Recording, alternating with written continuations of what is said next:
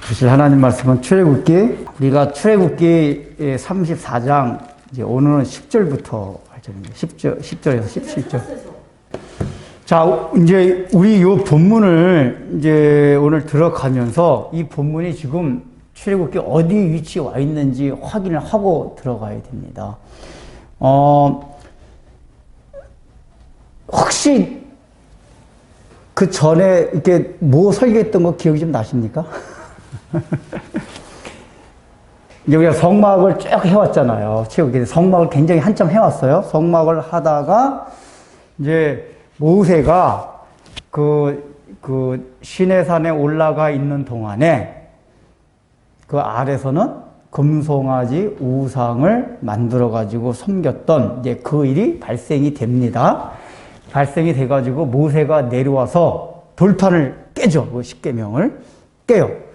깨고 나서 이제 거기에 대한 하나님의 징벌과 하나님의 그 다음에 이스라엘 백성들에 대해서 이제 나는 너희들과 상관하지 않겠다 하는 그런 심판의 메시지를 내릴 때 모세가 중보기도를 통해 가지고 다시 이제 하나님이 이스라엘 백성과 제 언약을 맺으시려고 하는 이제 그런 가운데 있었습니다. 그래서 이제 하나님이 모세로 하여금 알았다. 내가 너가 그렇게 기도를 열심히 하고 너의 그 마음을 봐서 내가 다시 이스라엘 백성들을 이 죄를 용서하고 다시 살리고 그들과 함께 하겠다. 라는 이제 약속을 해 주십니다. 이게 전 시간이 그거예요. 그런데 그 약속을 해 주실 때 모세와 하나님과 특이한 행동이 있었어요. 그게 어떤 거였죠? 모세가 주의 영광을 보여달라고 합니다. 33절. 주의 영광을 보여달라고 하니까 하나님 알았다 하고서 하나님이 잠깐 하나님의 등만 지나가게 하세요. 등만 지나가게 하는데 그때 모세가 어디로 숨었다 그랬죠? 반석 사이로 숨어가지고 하나님을 봤다 그랬습니다. 이게 이제 굉장히 중요한 의미가 있다. 이걸 이제 우리가 알고서 이걸 넘어가야 됩니다. 그 반석이 뭐라고 그랬죠? 예수 그리스도를 의미합니다. 그러면 이제 이게 무슨 뜻이냐면은 오늘 이제 하나님이 모세와 이제 이렇게 재언약 내리기 전에 이스라엘 백성이 가나안 땅에 들어가면 이제 어떻게 해야 할 행동, 수칙을 얘기해 주는데 그리고 나서 이제 제 언약을 맺습니다. 그러니까 십계명과 언약을 다시 주십니다. 제 언약을 주세요. 그런데 제 언약이란 얘기가 무슨 얘기냐 하면은 33장에서 있었던 모세가 잠깐 하나님을 본 얼굴. 그러니까 죄인임에도 불구하고 33장에서 나왔던 게 그거였거든요. 하나님이 모세한테 뭐라 그러냐면은 너의 백성이라고 얘기해요. 그러니까 이 얘기는 뭐냐면은 모세가 우상숭배에 직접적으로 가담하지는 않았지만 모세 너도 저들과 같은 죄가 있는 족속과 백성이다. 이런 얘기를 합니다. 그리고 나서 그럼에도 불구하고 모세는 하나님의 얼굴을 보고 죽지 아니하는 것이 반석에 숨었기 때문에 하나님 얼굴 죽지 않습니다. 그 내용이 이제 34장의 재언약이라는 게 바로 뭐냐면은 예수 그리스도를 통해서 주실 언약을 지금 상징적으로 모형으로 보여주고 있는 거예요. 제가 요 설명을 하면서 엘리야 설명한 거 기억이 나십니까? 이제 열왕기하 19장에 가보면은 무슨 얘기냐면 엘리야가 이제 그 하나님께서 많은 이적을 베풀어 주셨음에도 불구하고 이스라엘이 하나님께 반역을 하잖아요. 그래서 너무 힘들고 지치고 성둔하고 이래가지고 그냥 저 아래 호렙산까지 도망옵니다. 도망와요. 그래서 하나님한테 항의보다 고발을 해요. 하나님께서 이렇게 우리 이스라엘 백성과 언약을 맺어 주셨음에도 불구하고 저들은 이렇게 하나님을 지금 배반하고 완악하게 이렇게 살고 있습니다. 어느 동굴에 가서 그래요. 그 어느 동굴이라는 게 뭐가 붙었다 그랬습니까? 정관사 그 동굴. 열왕기상 19장에 보면 엘리야가 호렙산에 들어간 동굴을 거기서 그 동굴이라고 표현해요. 그러면은 그 동굴이라는 거는 이 열왕기상을 처음에 읽던 이스라엘 백성들 알고 있던 동굴이란 얘기예요. 우리는 모르지만 그 열왕기상을 처음에 읽던 그 이스라엘 백성은 알고 있는 동굴.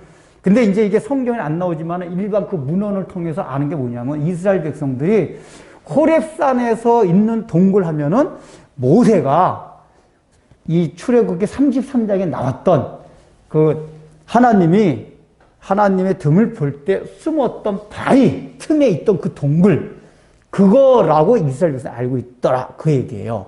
이스라엘 백성들은 호렙산에 있는 그 동굴 하면은 모세가 숨었던 반석 사이에 있는 그 동굴, 이거로 생각한다라 그 얘기예요. 그러니까 지금 호렙산에 또 와서 엘리야가 또 와가지고 거기서 하나님의 세미한 음성을 듣습니다. 그때 하나님이 뭐라고 말씀하셨죠? 세미한 음성을 들려주시고, 야, 걱정하지 마라. 내가 남겨둔 7,000명이 있기 때문에 그들로 하여금 다시 내가 내 나라를 세워나가겠다라고 엘리야에게 약속을 해요. 그러니까 모세도 지금 1차적으로 이스라엘 백성에 배반을 했단 말이에요. 언약을 파기했어요. 파기한 걸 지금 재언약하려고 그 반석 사이로 숨어 들어갔어요. 거기에 그 예수님을 상징한단 말이에요. 근데 엘리야도 그 동굴, 그 반석 사이 구멍으로 들어가가지고 거기서 하나님의 음성을 듣는데 남은 7,000명이 있기 때문에 그것을 통해서 내가 새 나라를 세워나가겠다. 이렇게 얘기를 하셨어요. 이 얘기 뭐냐면은 너 걱정하지 마라. 지금 이스라엘 백성들이 언약을 다 파기했지만은 내가 그 파기했지만은 그 파기한 언약을 내가 다시 세워나가겠다. 라고 엘리야에게 약속을 해주신 거예요. 그리고 이제 신약에 보면 누가복음에 보면은 변화산상 얘기가 나옵니다. 변화산상에서 예수님이 누구와 얘기를 했죠? 모세와 엘리야를 얘기했어요. 모세와 엘리야. 그리고서 그 누가복음 9장 13절에 보면 뭐라고 나오냐면은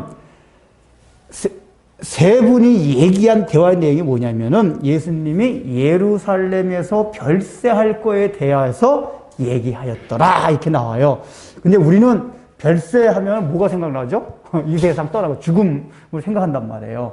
그러니까 그게 1차적으로는 그게 맞아요. 별세라는 게.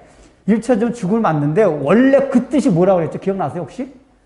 그 누가복음에서 변화산성에서 예수님이 모세와 엘리야 대한 내용이 예수님이 예루살렘에서 별세할 거에서 얘기하였더라. 그 별세 원래 뜻이 뭐라고 그랬죠?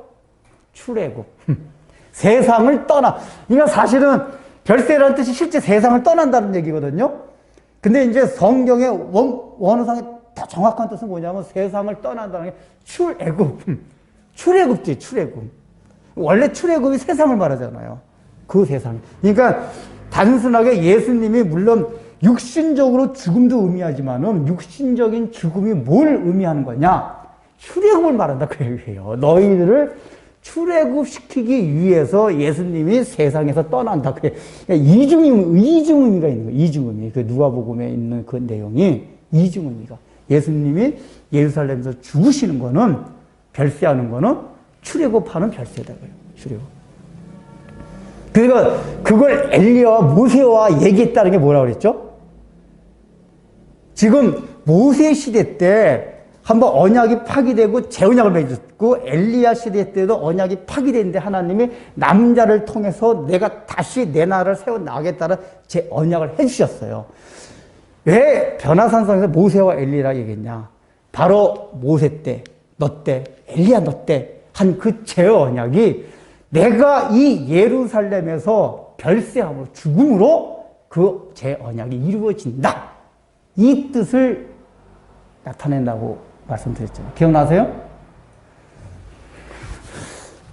그러니까 중요한 게 뭐냐면은 예수 그리스도의 죽음을 통해서 우리가 언약이 파기됐지만 재언약을 받게 된다.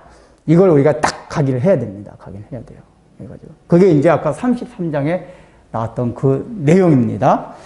자, 이제 이렇게 해서 이제 하나님 이제 모세가 안심을 하게 됩니다. 아, 그래 하나님께서 다시 우리 이스라엘 백성을 언약을 파기했지만은 우상 숭배를 파기했지만 다시 살려주시는구나. 너무 감사하다. 그래서 그 과정도 했잖아요. 그 과정에서 다른 게 뭐였죠? 첫째 하나님이 첫 번째 언약을 맺을 때 두 돌판 할 때는 하나님이 다 만드셨어요. 그죠? 돌판도 만드시고 쓰는 것도 직접 하셨는데 두 번째 때는 쓰신 건 직접 써주셨는데 돌판을 모세가 직접 닦고 다듬고 해가지고 짊어지고 오겠어요. 그러니까 돌판이 엄청나게 컸던 건 아닌 것 같아요. 근데 모세가 이제 성경을 읽어보면 힘이 굉장히 셌던 것 같거든요. 싸움도 막 죽이고 하는 거 보면은. 그래서 아마 좀 다른 장면보다 힘이 셌겠지만 그 돌판이 엄청나게 큰 건 아니었던 것 같아요. 그 의미 쭉 설명했죠. 기억나시죠? 그걸 통해서 모세가, 야, 그게 힘든 게 아니라, 이 돌판을 막 깎고, 그 추운, 그 광야의 시내산 밑에 추운, 그 밤에 추운 날씨 가운데서도 먼지가 날리고 막 정을 치고 막 이렇게 막 추운 가운데서도 오히려 그 추운 거 느껴진 게 아니라, 하나님, 제 언약을 맺기 위해서 제가 그 일을 하고 있는 거 아니에요. 너무나 감사하고 기쁘고 즐겁고. 그러니까 이 얘기가 뭘 의미한다 그랬죠? 우리가 예수 그리스도, 우리가 하나님의 언약을 배반했는데 예수 그리스도를 통해서 다시 한번 언약을 맺어주시는 이 일이 있게 되면, 이 은혜를 우리가 알게 되면은, 비록 나의 삶 가운데 고난이 오고 힘든 일이 있다 해도 그것을 어떻게 받아들일 수 있다? 기쁨과 즐거움. 육체적으로는 힘들지만은 그럼에도 불구하고 그것을 기쁨으로 받아들일 수 있다, 그 얘기예요. 왜냐? 야, 내가 이것 좀 힘든 거 하나님이 나와 다시 재언약을 맺어주신다는데, 그 용서해 주신다는 게 너무 기쁘고 즐거워요. 모세는 지금 다른 거 안중이 없어요. 이스라엘 백성이 다시 용서함 받았다는 거, 하나님이 다시 언약 맺어주겠다는 거, 이게 너무 고마운 거란 말이에요. 우리에게 그런 마음이 있습니까? 야, 기독교라는 건, 복음은 뭐냐면은, 야, 내가 원래 하나님의 언약을 맺은 사람으로서 다 파기돼가지고 지옥 갈 수밖에 없는데, 하나님이 나를 용서해 주시고, 나를 하나님의 자녀 삼아주셨구나. 그러니까 요거 하나만 생각하면, 주님, 비록 내 삶 가운데 어려움이 있다 해도, 괜찮아요. 나를 용서해 주신 게 너무 감사하고 기뻐서. 만약에 이런 게 자기 삶에 오는 고난이 힘들다 그러면 무슨 얘기냐면은, 용서함 받은 그 은총에 대한 이 느낌이 없는, 감격이 없는 거예요. 이건 제가 늘 강조하는 거지만은 의외로 교회 다닌 사람이 제가 볼 때 굉장히 많아요. 이게 기독교 복음은 죄사함의 은총이 본질이에요. 이게 하나님 계시다는 걸 이런 거 저런 것 통해 경험하고 난 다음에 딱 들어가서, 야, 내가 이런 죄였구나, 이런 걸 알게 되는 거예요, 이제 교회 와가지고. 그래서 그걸 알게 되면, 이게 지금 내가 이 땅에서 조금 이런 은혜 받고 저런 은혜 받고 조금 잘 살고, 이게 문제가 아니라 내가 영원히 지옥 갈 수밖에 없었는데, 하나님이 나를 용서해 주셨구나. 천국의 백성이 되었구나. 이 사실이 우리로 하여금 모든 삶에서 어떤 고난이 이겨나갈 수 있는 원동력이 돼요, 이게. 모세는 그걸 알았던 거예요. 그래서 이제 그걸 즐겁게 하고 나서 다 했습니다. 올라갔습니다. 그래서 하나님이 이제 그 모세가 만들어 이렇게 다듬어 온 돌판에다가 새로운 언약을 딱 이제 재언약을 맺으면서 오늘 이제 하신 말씀이 오늘 본문이에요. 근데 첫 번째 하신 말씀이 뭐죠? 오늘 본문에서 보라, 내가 언약을 세우리니 내가 아무 국민에게도 행하지 아니한 이적을 너희 전체 백성 앞에서 행할 것이라, 이렇게 얘기해요. 아니, 지금까지도 이스라엘 백성들이 많은 이적을 이렇게 보면서 살아왔잖아요. 출애굽할 때부터 이게 10가지 재앙, 그리고 홍해를 건너는 기적, 엄청난 기적을 봤어요.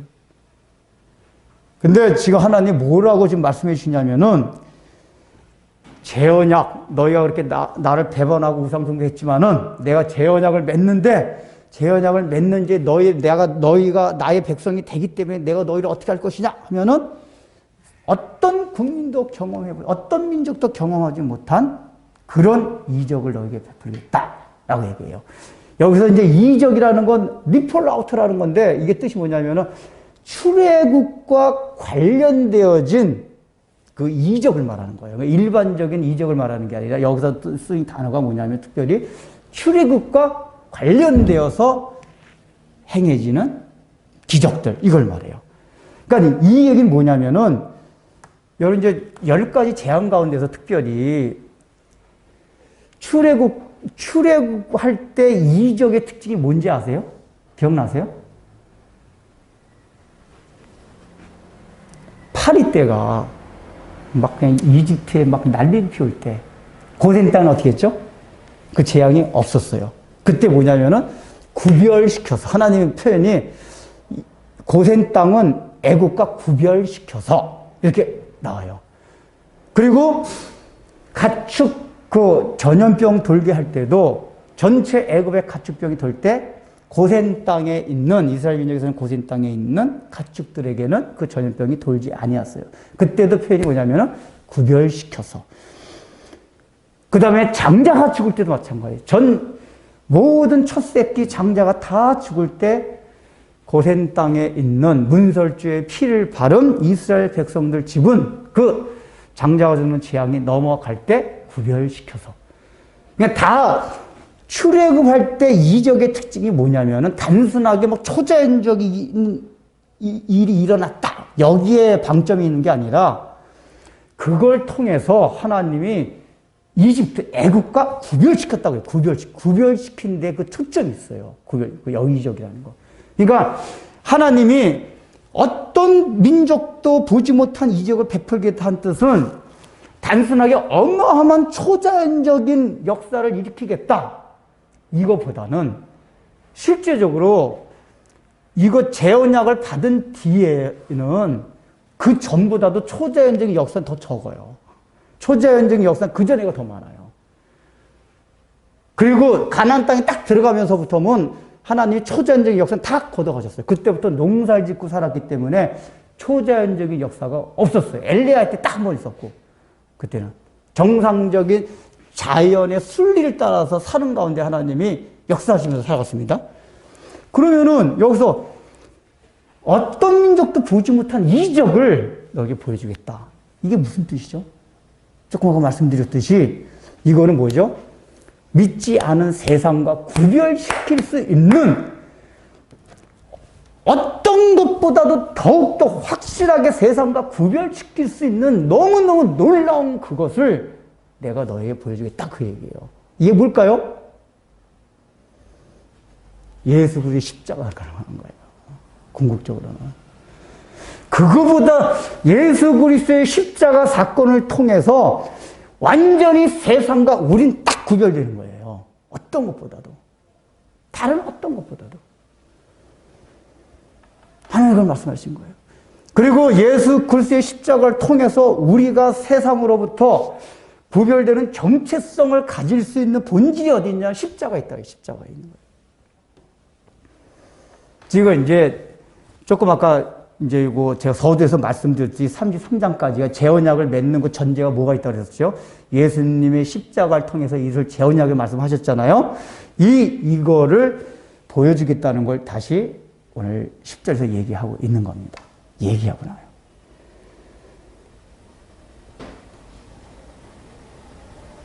그러면서 이제 11절에 뭐라고 명령하십니까? 오늘 내가 내게 명령하는 것을 삼가 지키라. 보라, 내가 내 앞에서 아모리 사람과 가나안 사람과 헷 사람과 브릿 사람과 하윗 사람과 여부선을 쫓아내리니 너는 스스로 삼가 내가 들어가는 땅의 주민과 언약을 세우지 말라. 지난번에 말씀드렸지만은 이게 재언약을 맺으면서 구체적으로 뭐 해라 이런 것보다는 하나님이 성경에서 이스라엘 백성들한테 계속 해주는 얘기가 뭐죠? 제가 그 법 얘기하면서 했죠. 그 전에 주일 설교 때 법, 하나님은 뭐 이렇게 법 하나하나 법 가지고 막 그게 아니다. 그리고 오히려 구약 성경에 있는 많은 명령의 내용은 다 뭐라 그랬죠? 우상 숭배하지 말고, 우상. 여기서도 딱 첫 마디가 뭐냐면 우상에 대한 거였어요. 우상에 대한 거. 브릿 사람을 쫓아내리니 너는 그 땅에 들어가서 그들 주민과 언약을 세우지 말라 하고, 그 뒤에 17절까지가 내용이 다 뭐냐면은 우상, 그들이 믿는 우상을 섬기지 말고 더 나가서 우상을 다 파괴하라는 얘기입니다. 그러니까 이게 왜 그러냐면 하나님이 이 명령은 구약 시대 내 이거 가지고 합니다. 뭐 하나 뭐 지켜라 마라 이게 세세한 거 가지고 한 게 아니라 전부 이거 가지고 해요. 안식법, 뭐 우상. 이게 왜 그렇죠? 본질적으로 신앙이라는 건 뭐냐면은 하나님보다 더 사랑하는 게 있으면 안 된다. 이걸 보여주는 거예요. 그러니까 여기서 14절에 제일 중요한 말이 나옵니다. 다 같이 읽어보겠습니다. 14절. 시작. 너는 다른 신에게 절하지 말라. 여호와는 질투라. 이름하는 질투의 하나님이라. 예. 아, 이런 구절 보면은, 아니, 무슨 놈의 하나님이 질투하는 하나님이야. 제가 어느 스님이 그 전에 쓴 책을 봤는데, 난 그런 하나님 안 믿게. 하나님 무슨 쪼장이 같이 질투를 하고. 여기서 이제, 번역을 이제 질투한 단어가 그나마 가까워서 했는데, 이거 우리가 이제 질투하면 주로 그 여자들이 뭐 그냥 아기자기 다투면서 하는 걸 이제 그런 걸 많이 생각하잖아요. 근데 이제 여기 성경에서 질투를 쓸 때 이 질투의 원뜻은 뭐냐면은 극렬한 사랑을 말해요. 극렬한 사랑. 근데 이제 왜 질투라고 번역이 됐냐면은 우리가 보통 이제 이렇게 남녀 간에 부부지 간에 아주 정말로 사랑하게 될 때 일어나는 현상이 질투란 말이에요. 그렇잖아요. 그러니까 이제 두 사람이 이렇게 뭔가 이렇게 부부가 좀 이렇게 냉랭해진 것 같고, 뭐, 사랑도 없는 것 같고, 이렇게 하다가도 두 사람의 사랑을 확인하는, 그 경우가 있대요. 어떤 경우냐면, 갑자기 부부 중에 한 사람이 뭐, 다른 이성한테 관심이 간다든가, 이런 걸 알게 되면서 막 질투가 일어나면은, 자기 아직 나 사랑하고 있네. 서로의 사랑이 확인돼야 돼. 질투하는 거라면. 근데 다른 이성한테, 관심을 가져도 뭐, 신경도 안 쓰고, 뭐 그러든지 말든지, 여기 질투를 안 하면은, 이거 나 진짜 사랑 안 하는구나. 그러니까 사실은 질투라는 거는 그러면 좋은 의미예요. 그러니까 나를 정말로 사랑하는가 사랑하지 않는가를 가늠하는 그 기준이 뭐냐면 질투예요, 질투. 그런 의미에서 질투 말한 거예요. 그러니까 이 질투했다는 얘기 뭐냐면 하나님이 우리를 사랑하시되 극렬하게 사랑하셨다. 극렬하게. 정확하게 극렬한 사랑. 이거 잘 생각해 보세요. 하나님이 우리를 그냥 사랑한 게 아니라, 극렬히 사랑. 극렬.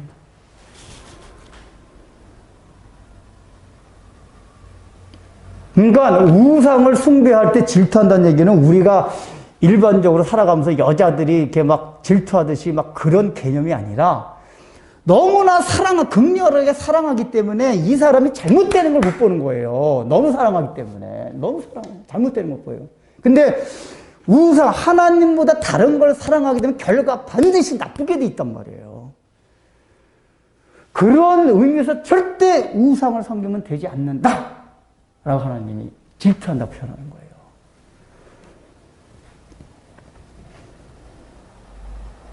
그렇게 이제 이게 그런 질투하는 하나님으로서 명령을 내리는 게 첫 번째 그거라면. 너 가나안 땅에 들어갈 거지? 너 그러면 거기 주민들과 언약을 맺지 마라. 라고 얘기해요. 거기 들어가서 언약을 맺는다는 얘기가 뭐죠? 언약이라는 게 뭐죠? 거기 가나안 땅에 들어갔어요? 그럼 그 사람들과 언약을 맺는다는 건 뭡니까? 그러니까 언약이라는 건 주로 뭡니까? 지금 이스라엘 백성이 하나님과 언약을 맺는다는 것은 뜻이 뭐라고 그랬죠?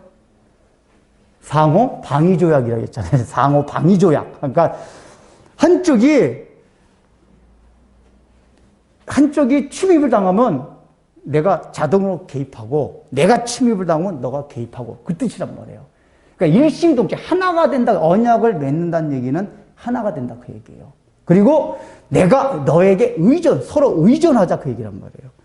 그러면은 가나안 땅에 들어가 가지고 가나안 사람들과 언약을 맺는다는 얘기는 뭐냐면은 이스라엘 백성들이 야 내가 힘이 없고 굶거나 그럴 때 우리 좀 도와줘. 이런 거란 말이에요. 이 얘기는 뭐죠? 이스라엘 백성이 하나님만을 전적으로 신뢰하는 것이 아니라 그 가나안 땅에 있는 사람들과 그들이 가진 경제력과 그들이 풍부한 어떤 문화 모든 것을 더 신뢰한다 그 얘기입니다.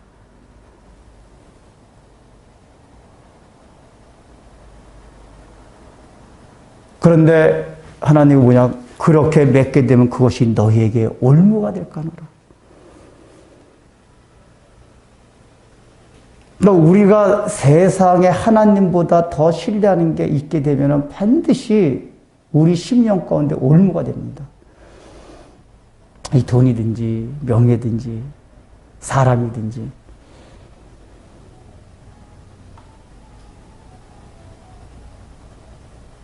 그 신앙생활을 하면서도 내 마음에 아무 꺼리낌 없이 하나님과의 탁 그냥 막힌담 없이 이렇게 살아가길 원하는데 뭔가 이렇게 막힌다는 얘기는 뭔가 올무가 걸려서 그래요. 근데 그 올무가 된다는 얘기는 내가 하나님보다 더 신뢰하는 게 있을 때 그래요.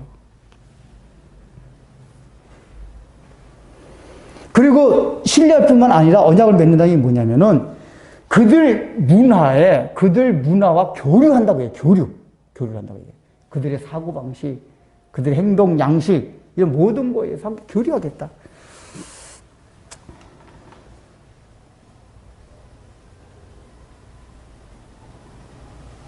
그러니까 하나님은 지금 윤리도덕적 뭘 해라 마라 이런 차원보다는 가난이라는 사람들 이 자체 문화에 동화되는 걸 굉장히 염려하게 진 거예요. 그러니까 우상이라는 게 단순하게 부처 같은 우상 그 섬기는 그 차원뿐만 아니라 하나님이 염려하시는 건 뭐냐면은 그런 걸 통해 가지고 그들이 가난한 사람들이 가진 모든 문화와 사상과 행동 양식들이 이스라엘 백성들한테 전염될까 봐 그걸 염려하시는 거예요.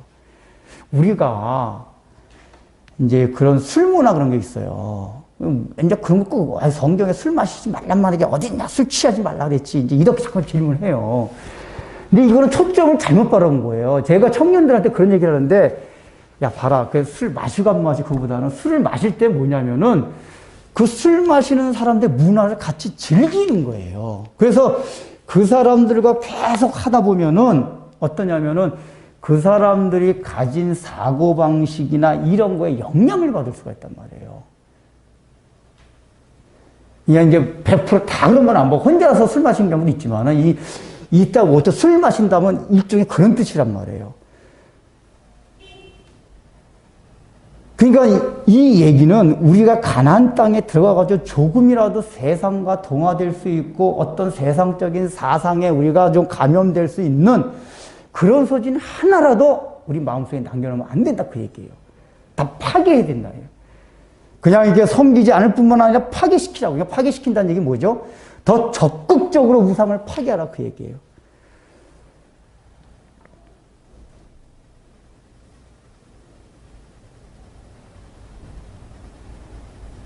그러니까 하나님은 지금 이 명령을 내주시면서 그 올무가 되는 모든 내용들을 이제 우상이라고 표현합니다. 아세라상을 부수고 뭐 여기 다 주상을 깨트리고 다 나옵니다.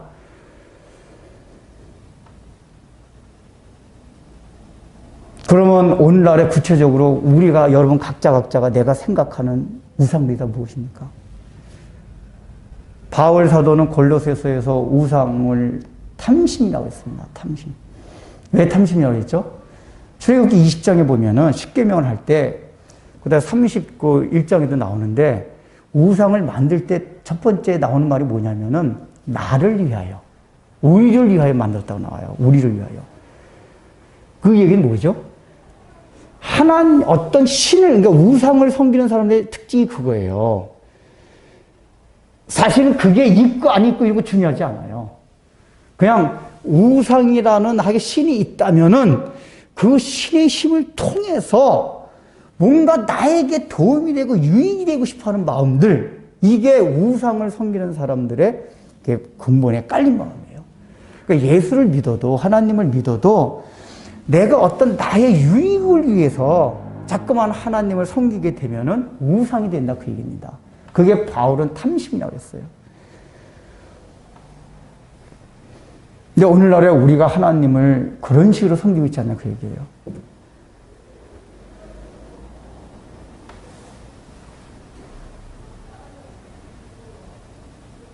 우리는 내가 예수 믿어가지고 이 땅에서 좀 행복하고 잘 살고 평안하고 하다못해 정신적으로 평안하고 이런 데도 초점이 있어요. 근데 우리가 예수 믿고 나면 본질로 어떤 마음이 들어야 되냐? 야, 주님께서 날 이렇게 구원해 주셨으니 모든 것 하나님의 영광을 위하여. 그래서 하나님 앞에 자기 자신을 완전히 드리는, 그게 뭐죠? 하나님 주권에 맡기는 거예요. 하나님이 나를 이렇게 하시든지 저렇게 하시든지 코너에 모시든지 상관없이 그것을 받아들이는 마음. 그러니까 이게 뭘 하나 지켜라 말라보다 사실 더 힘들어요. 차라리 쉽게 보면 뭘 구약 때 같이 요걸 하나 지키고 말라 하면 의지가 강한 사람은 좀 가능하거든요. 근데 이렇게 우상 숭배와 같이 본질적으로 말씀하시면은 오직 하나님 외에 다른 걸 사랑하면 절대 안 되는 거예요. 이게 제가 그냥 하나님만 사랑하면 그 나머지는 아무렇게나 해도 된다고 그랬잖아요. 아무렇게나 해도 돼요. 근데 그게 사실은 쉬운 일이 아니에요. 차라리 윤리도덕대로 하는 게 더 쉬워요. 왜 그런지 아세요? 제가 주일날은 너무 연약한 사람이 있어서 그런 얘기를 못 하겠는데, 우리가 여기 우상 중에 가장 큰 우상이 뭔지 아세요? 가족들, 부모, 자식, 남편, 아내. 보통 자식이 굉장히 큰 우상이에요. 성경을 보면 하나님이 자기 자식도 하나님보다 사랑하는 걸 질투하신다고 했어요. 이런 얘기 들으면, 보통, 무슨 놈의 가세. 근데 이게 이제, 근데 그게 쉬운 게 아니란 말이에요.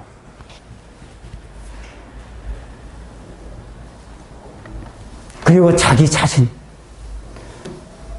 자기 자신이 제일 사랑하잖아요. 자기의 생각, 신념.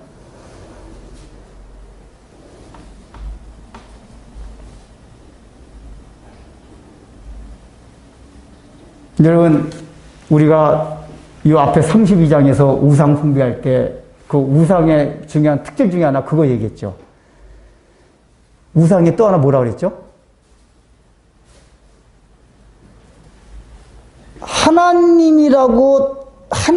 왜냐면 하나님이라고 생각하는데 자기가 만든 하나님.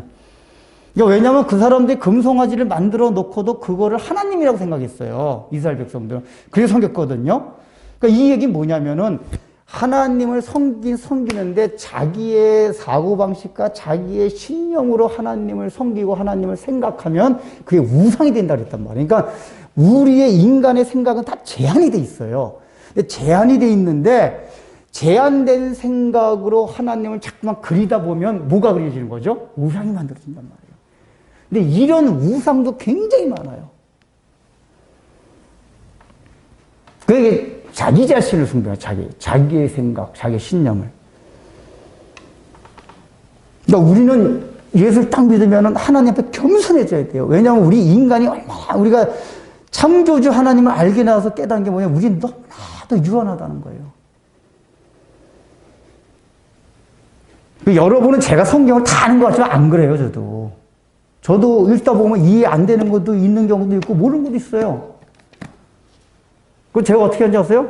모르지만은 이거 하나님 무슨 뜻이 있겠죠 넘어가요. 왜요? 제가 무슨 재주로 하나님을 다 알아요. 뉴턴이 그런 표현을 했는데 뉴턴 나중에 신학 같은 걸 연구했잖아요. 누가 물어보니까 뉴턴이 머리도 좋고 하니까 엄청나게 그 사람은 요한계시록 무지하게 뉴턴이 말년에 요한계시록 엄청나게 연구하다 죽었는데 그 요한계시록 쓴 게 있어요, 뉴턴이. 근데 그 다른 신학자 물어봤어요. 야, 당신 같은 천재가 이런 걸 연구하니까 만 어째 생기다니까. 그게 뭔 말이냐고.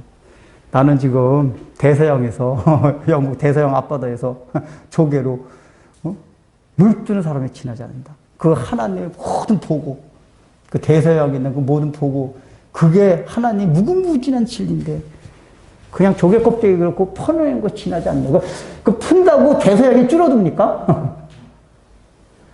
우리 인간은 길고 나봐야 인간이에요. 그러니까 처음에 예수 믿을 때는 이게 하나님 말씀 믿었단 말이에요. 믿었으면 그냥 믿는 거예요. 때로는 이게. 근데 자꾸만 이게 이제 우리가 이게 신념이 강할수록 자꾸만 이게 저기 하게 된다.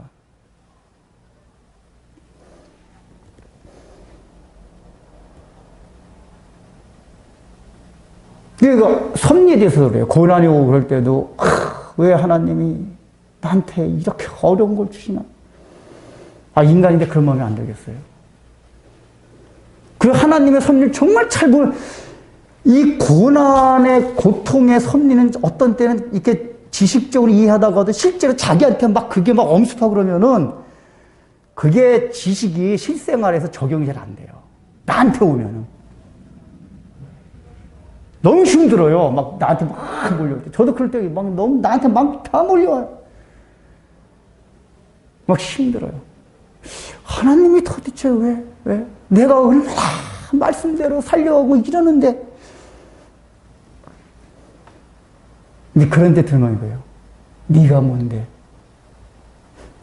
피조물에 지나지 않는 너가 그 우주 만물을 주시는 하나님의 뜻을 어떻게 알 거냐? 맞아요, 주님. 죄송합니다. 뭐 하나님 뜻이 있겠죠. 저 고를 주시던 어디 뭐 강약 구석에 박아 쳐도 알겠습니다, 주님. 근데 중요한 거는 그렇게 마음 먹잖아요. 엄청나게 편해져요, 나중에. 편해지고 나중에 문제가 해결이 돼요. 희한하게.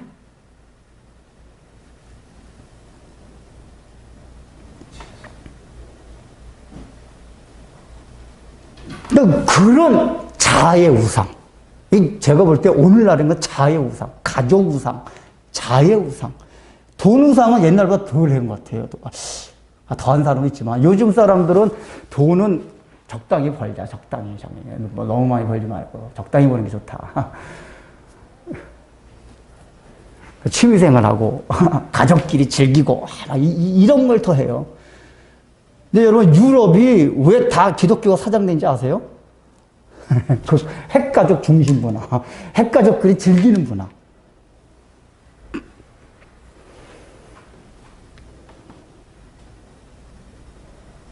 그 우상은 내가 하나님보다 앞세우는 게 있으면 다 우상이 됩니다.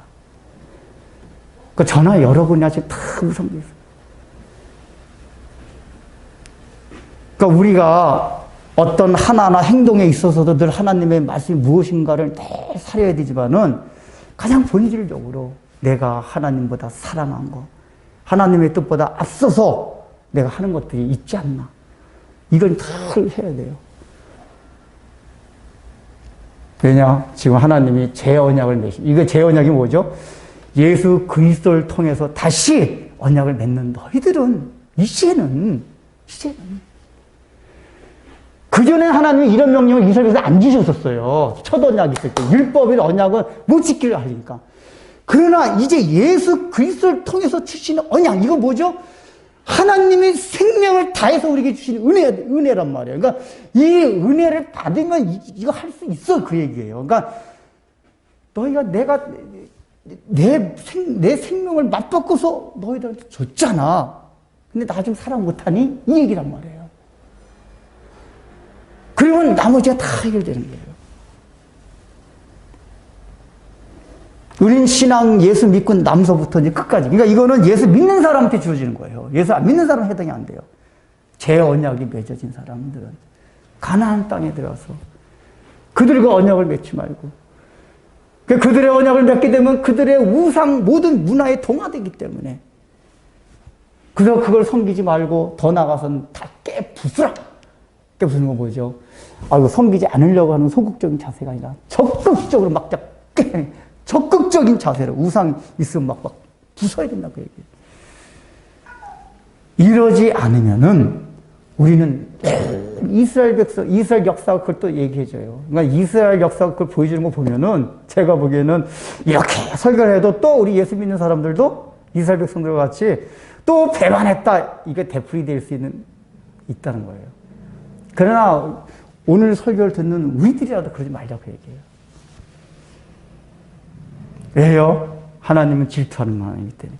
그러니까 질투하게 되면은 그 3, 4대, 1000대까지 하나님이 복을 주시고 3, 4대까지 저질러 주신다 그랬잖아요. 이때 설명해 하셨죠? 기억나시죠? 1000대라는 건 영원히. 그 3, 4대까지라는 거는 영향력이 그렇게 간다는 얘기를 하겠죠. 하나님이 질투했다 그래가지고 여자들이 하는 것이 그렇게 한다는 얘기가 아니라 너희들이 나를 버리고 나를 사랑하지 않으면은 그 악한 영향력이 너희 심령과 너희 삶을 지배하게 돼서 너희의 삶들이 불행해진다. 불행해진다.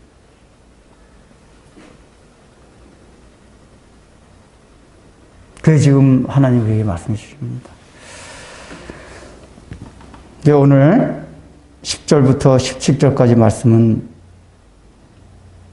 제 언약을 맺는 이스라엘 백성을 대표해서 모세에게 하신 말씀. 오늘날로 따지면 예수님을 통해서 새 언약을 맺는 우리에게 하신 말씀이에요. 그게 뭐죠?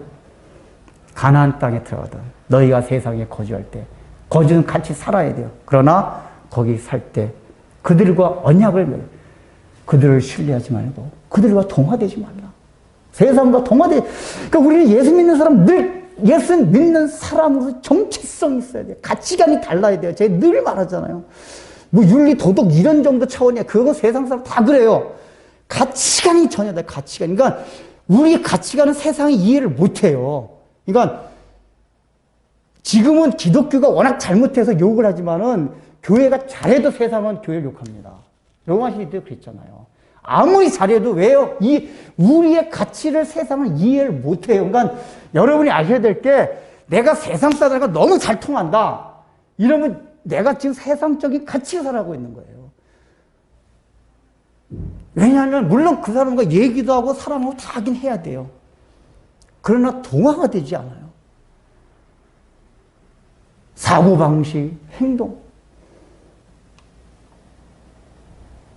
그게 동화되고 있다는 얘기는 우상을 섬기고 있다 그 얘기예요. 우상을 섬기고 있다. 그러면 결과가 뭐죠? 질투하는 하나님이 불꽃 같은 눈으로 우리를 확 살라버린다. 하나님 직접 확 살라버린다는 얘기가 아니라 궁극적으로 하나님보다 더 사랑하기 때문에 우리 삶이 절대 행복하지 않다고 얘기해요.